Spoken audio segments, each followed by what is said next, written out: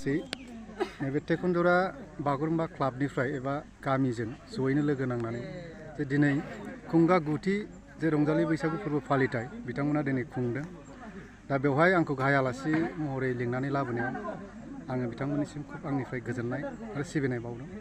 दा बाथ्राया बेनो, जोंनि बर' हारिनि आगुनिफ्राय सोलिबोबाय थानाय जायखौ जों परम्परा होननानै बुङो, बेबायदि परम्पराखौ जों रैखा खालामनानै दिनैनि बेवहाय बिथांमोनहा बैसागु बरायनाय फोरबो फालिदों। बिथांमोना साननैनि हाबाफारि लादों, मैयानिफ्राय दिनै साननै।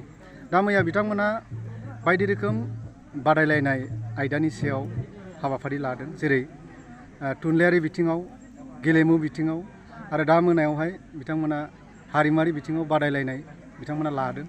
आरो बे बादायलायनायनि गेजेरजों आं सानदों मा, बे गामिनि उन्दै उन्दै गथ'फोर जायफ्रा फरायगासिनो दं, बायदि रोखोम हाबाफारिफोरखौ सोलोंगासिनो दङ, बे सोलोंनायफ्राव बिथांमोनखौ नैबेबायदि फिसा फिसा थिलेबलेब हाबाफारिनि गेजेरजों बिथांमोननि गोसोखौ थुलुंगा होनाय जागोन। आरो बेबायदि फिसा फिसा थुलुंगाखौ मोनलाङोब्लानो बै फरायसुला फरायसुलि एबा देरबोगासिनो थानाय गथ'फ्रा गाव गावनि इयुन जिउआवहाय माबा मोनसे थांनानै थानायनि राहा खालामना लानो हागोन होननानै आं मिजिं खालामदों। दा बे बिथिङावहाय आं बेखौनो बुंनो लुबैदों जे बिथांमोना खुब मोजां हाबाफारि लादों। बिनि थाखाय आंनि गोसो गोरबोजों बिथांमोनजों फिन साबायखर बावबाय आरो। गोदोनि बैसागु फोरबो फालिनाय आरो दानि फालिनाय माने गोबां सोलाय सोल' जाबोबाय। बाथ्राया जाहैबाय मा, गोदो जोङो बैसागुनि नामाव बैसागु फालिदों, माने जोंनाव जानाय लोंनाया एसे बारा जादोंमोन। सोर गथ'आ मा बे आयदायाव रोंखोमानानै थादोंमोन बेखौ मोनथिनायनि जों स्कप लानो जों हायाखैमोन आगोलाव। दा बैफोरबायदिखौ बुजिनानै दा एसे आलदा रोखोमै गथ'फोरखौ माखासे बिथिङाव इनकारेज खालामनो थाखाय जोंनि गार्जेन बिथांमोना, जोंनि रायजो राजाफ्रा बे बिथिंखौ नोजोर होनानै बेबायदि सोलायबोदों। आरो मोनसे बाथ्राया जाहैबाय मा, गोदोनि दिनावहाय जोङो खुब माने मिथिंगाजों सोमोन्दो लाखिनानै, जोंनि जिब जुनारफोरजों सोमोन्दो लाखिनानै जोङो जोंनि सानफ्रोमबोनि रायजो जानायखौ जोङो खालामबोदोंमोन। दा दिनैनि दिनाव नायदो, थांनाय मैयानि दिनाव जेनेबा मोसौ बैसागु होननानै जों बुंदों। बे मोसौ बैसागुआव जों मा खालायो, मोसौफोरखौ जोङो माने फुंनि समावनो लांनानै थुखैहैनाय, आरो बेवहाय माखासे दागो हानाय, दागो फुननाय, जेरैहाय हांगारजों हालदैजों, आरो खाथ्रि बिबारनि माला, लाव फान्थावनि माला, आरो बिदि माने मोसौफोरखौ जाहोनाय, आरो बेवहाय माखासे मेथाइ रोजाबनाय बिदिया आगोलनि समाव गोबां जाबोदोंमोन। नाथायबा आं मोनसे खोथाखौ बुंनो लुबैदों, जोंनि नैबे ओनसोलावहाय बे मोसौ बैसागु बेखौ बांद्राय फालिबोनायखौ आं नुवाखै, खिन्थु गुबुन गुबुन जायगायाव फालिबोदों। दा बेखिनि माखासे जिनिसा दिनै गोमालांनो नागिरदों। गोमालांनायनि खारना नैबे, जोङो दा फोथाराव बांसिनै मोसौफोरजों हालेवनायखौ जोङो नुनो मोनबांला। बिनि जायगायाव जोंना ट्रेक्टर फैबाय। दा बिनि थाखाय जोंनि न'खरफ्राव मोसौफोरनि संख्या खम जालांबाय। ओंखायनो जोङो बै माखासे मोसौनि बैसागु बेखौ जों खालामनायाव एसे आख' फाख' जादों। अब्लाबो जोङो जा हायो बयबो बेखौ खालामबाय थादों आरो खालामलांगोनखौ आं आसा खालामदों। खारन बे जिनिसा जोबलाङोबा जोंनि बर' माहारिनि माने माखासे सिनायथिफ्रा ससेनिफ्रायसो जागोन। गोदोमिनखौ जोङो अरायसम थि लाखिनो थाखाय जोङो नाजालांबाय थानांगोन। आं बेखिनिखौ हास्थायदों। बतझर जिल्ला बर' थुनलाइ आफादनि लेङाइ आफादगिरि जानानै बिटिआरनि रायजो राजाफोरखौ बैसागुनि माबाफोर गाहाम हामलायनाय जासिहरगोन नामा? आदसा, आङो बतझर जिल्ला बर' थुनलाइ आफादनि भाइस प्रेसिडेन्ट हिसाबै आं बेखौनो खावलायनो लुबैदों।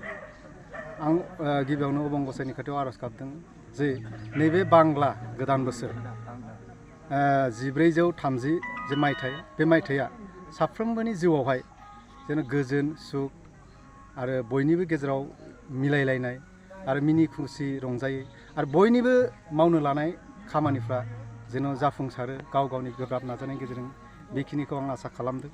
आरो लोगोसे आं लुबैनाया नैबे, जोंनि जायगायावहाय आबाद मावनायनि माखासे जे कालचार वार्क, जायखौ जोङो हाबा मावनाय, खामानि दामानि मावनाय, बेफोर खमायलांनो हमदों।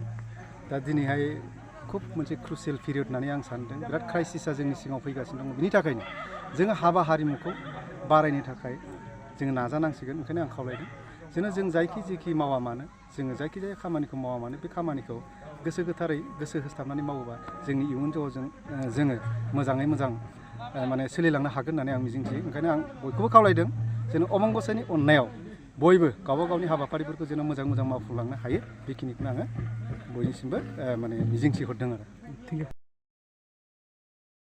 दा दिनै जोङो गोबाव समनिफ्रायनो दिनै फालियै फालियै जोंनि बे रंजालि बैसागुखौ दिनै 9थि बोसोर जानानै थांबाय। दा दिनै जों बे बैसागुखौ मानो फालिनाय जायो होनबा दिनै जोङो जोंनि बे कनझर गामिखौ जाहाथे जोङो गोबां समाव बे थांनाय बोसोरफ्राव लोंला जाला जोङो जोंनि बे गामि ओनसोलखौ जोङो गाज्रि थासारियाव नुनो मोन्दोंमोन। दा दिनै जों बे फोरबोखौ फालिनानै दा जोङो गामिया एसेबाबो जौगाबाय आरो जोंनाव बेबायदि लोंला जाला गैला। आरो दा जोंनि गेजेराव दा मोजाङैनो बेबायदि फोरबोखौ फालिनानै जों साफ्रोमनिबो बै बैसागुआव जोङो जाथि एबा माहारिखौ लानानै थांनानै थानायाव जों एसेबाबो गोजोनखौ जों लाबोनो हाबाय आरो जोंनाव बेबायदि गाज्रि माबाफ्रा जोंनाव दा गैया होननानै आं बेखौनो बे नोंथांमोननि बे पेपार मिडिया माबा मा होनोमोन बिसिनि माबाखौ बेखौनो रोजा रोजा साबायखर थानाय नोंथांमोननि बे बाहाय जोंनिसिम बे जोंनि बे 9थि बोसोरसालिया रंजालि बैसागु फोरबो फालिनायाव बाहागो लाफैनो थाखाय खावलायनाय थाबाय। जोंनि बे हाबाफारिया जाहैबाय जों उन्दै जोंनि संसार जानायाव जोंहा गोबांथार थायो। दा गथ' गथायनि सोलोंनाय गियान लानाय बेफोरखौबो जोङो जौगाहोलांनो थाखाय जोङो गथ' गथाय लानानै जों बेबायदिनो मोनसे खन्थाइ आवरायनाय आरो बे सोलोंसा गथ'फोरखौ लोंनायाव खन्थाइआव बेबायदिनो थाखोनिफ्राय 1 थाखोनिफ्राय 9 थाखो बे जेसेबांनाखि जोंनाव दङ बेफोरखौ लानानै जोङो बिसिनि सायाव बेबायदिनो बादायलायहोनाय जादों। आरो बेजों लोगोसे आरो जोङो नाना रखम बिदिनो खेल देमालि माबा खेला दुलाबो होनाय जादों। दा बे खेलायाव जोङो जाय मानसिया मोजाङै मोजां बे खेलाखौ सामलायनानै माबा देरहासारनो हानाय बेनोबो जोङो एफा एनै फिसा फिसा प्राइज होनानै जोंनि बे दिनैनि बे रायजो राजानि गेजेराव जों बे गथ' गथायफोरखौ गोजोननाय होनाय हादों आरोखि बे एखेखौनो जों मिथिगौ बेफोरबायदि जोङो जेथुनाखि गोबाव समनिफ्रायनो बे गामिखौ आङो दैदेनबोदों माने बै समावनो जेथुनाखि नैबे बैसागुखौ खुंनायनि सिगां आंनो सानखांदों बे जोंनि बे पर्बतजरा एरियायाव फ्राय जोंनि बे बैसागु फोरबोखौ फालियाखैमोन। आंनो सानखांनानै आं गोबां जायगायाव गिदिङो नालाय गुबुन गुबुन जायगायाव नुनानै मोननानै बे बैसागु फोरबोखौ आंनो बेबायदिनो जोंनि गेजेरावनो जोंथ' रावनिफ्रायबो अनसुंथाइखौ मोनखाया बेखायनो गामिफ्राव सोरबा जा एसे हायो सोरनाबा 500 सोरनाबा 600 खुंनानै बेबायदिनो जों गोबां समनिफ्रायनो बेबायदिनो खुंबोगासिनो दं आरोखि बेबायदि फोरबोखौ।